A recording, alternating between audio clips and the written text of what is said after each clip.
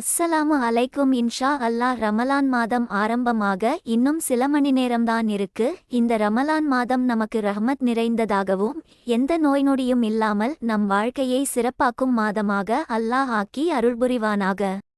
இந்த மாதத்தில் ஹத்தம் ஓதுவது சிறப்பாகும். இந்த மாதத்தில் நம்மளால் இயன்ற அளவு ஹத்தம் ஓதும் பாக்கியத்தையும் அல்லாஹ் நமக்கு தந்தருள் புரிவானாக. நம்மளுடைய சேனலில் ஹத்தம் குரான் ஓத தெரியாதவர்களுக்கு என்ன அமல் செய்ய வேண்டும் என்று பதிவு செய்துள்ளோம். இன்ஷா அல்லாஹ் அந்த லிங்கை டிஸ்கிரிப்ஷன்லையும் ஐகார்டுலையும் கொடுக்கிறேன்.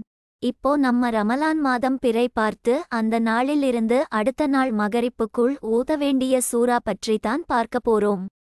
இந்த சூரா ஓதுவது சிறப்பாகும். சூரா ஃபத்தா. இந்த சூரா ஓதுவதால் இனிவரும் வருடம் நம்ம வாழ்க்கையில் பரக்கத் அதிகரிக்கும்.